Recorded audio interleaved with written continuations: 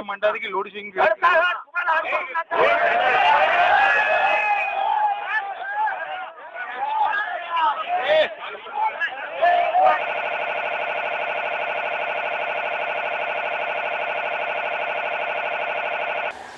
सुधीर भाई, कल एमआईएम का और एनसीपी का जो वाद विवाद निर्माण हुआ, उसके बाद से कुछ लोगों ने आरोप लगाया कि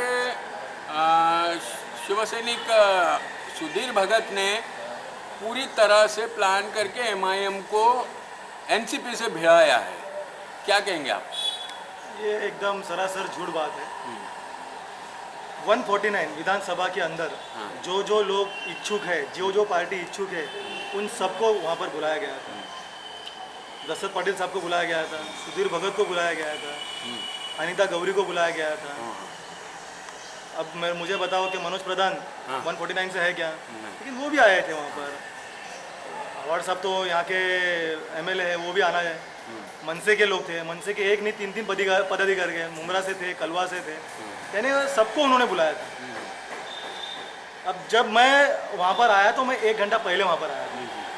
उनसे बातचीत किया कि कौन आने वाले, क्या आने वाले, सब कुछ बात हुई हमारी। और मैं आपसे एक बताना चाहता हूँ कि मैं 1:30 बजे थाना में मेरे सीए के पास था। मेरे इनकम टैक्स के पेपर्स जो है वो पूरे क्लियर करने के लिए मैं वहाँ बैठा था।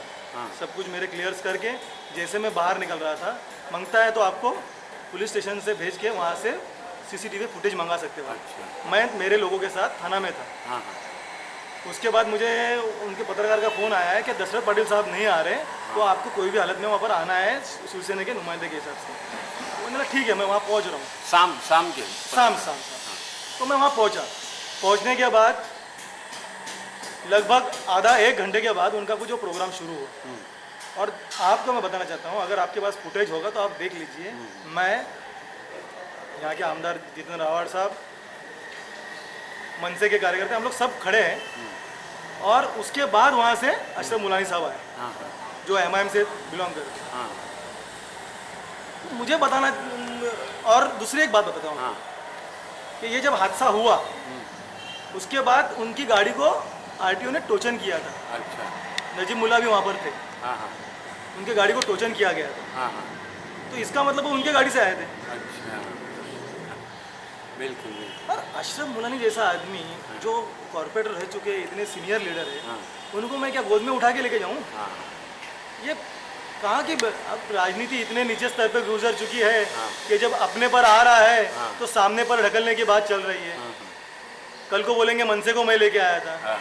अब वहाँ पर कांग्रेस के लोग भी थे, वो मेरे से गले मिल रहे थे, तो क्या कांग्रेस के लोगों को मैं लेके गया था? तो अगर सब जगह पे मुझे मेरा ही नाम चलाना है तो ये उनके ऊपर है, मेरा नाम कितना और किस हद तक चलाना चाहिए। क्या महसूस करते हैं, कल राजनीतिक बहस थी या राजनीतिक भड़ास थी? ऐसा है कि जो हुआ वो गलत हुआ, इस तरह से नहीं होना चाहिए था। एक डिबेट होता है, डिबेट में डिबेट होनी चाहिए। अच्छा बुरा सब आता है।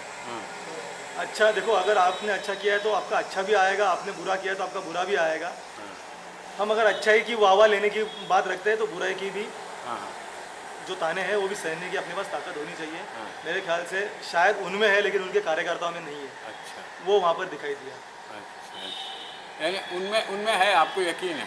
ऐसा लगता है कि वरना उनके कार्यकर्ता इतने भीड़ नहीं जाते। अगर कुछ, मुझे तो लगता है ऐसा कि जो सच्ची बात आदमी को कड़वी लगती है, तो कोई अशरफ मुलानी साहब की बात उनको शायद कुछ कड़वी लग गई है। और पराभव जब, अभी आज पेपर में भी है कि पराभव जब सामने आता है तो ऐसी बौखलाहट होती है। साहब वो पढ़े लिखे हैं, पढ़े लिखे होने के बाद में इस तरह का कार्यकर्ताओं का जो है ना, अभी वो कहेंगे उत्स्फूर्त प्रतिक्रिया थी, लेकिन उसके बाद में फिर संयम के साथ में उसको क्षमा याचिका भी दायर की जा सकती थी। वो आकर मिल सकते थे आप लोगों से, जैसे आप लोगों के जो है ना दिल दुखा दिया था। ऐसा है कि वो पढ़े लिखे हैं, हमने माना, लेकिन जो कार्यकर्ता है उनको भी उतना संयम रखना चाहिए कि ये एक जंग नहीं है, अखाड़ा नहीं है। अगर अखाड़ा है तो सामने वाले को भी उतना मौका दो, वो भी उसकी तैयारी करे।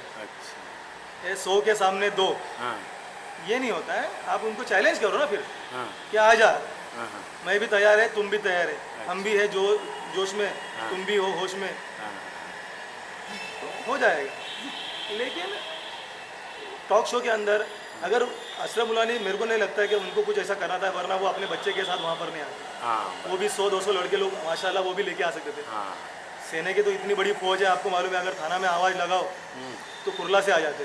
बराबर। तो ऐसा नहीं होता है, डोंबोली से आ जाएंगे, कल्याण से आ जाएंगे। सेना भी अपने जगह पे, फिर क्या है, सेना सेना स्टाइल में जवाब दे देगी। लेकिन होता ऐसा नहीं है, ऐसा नहीं होना चाहिए था।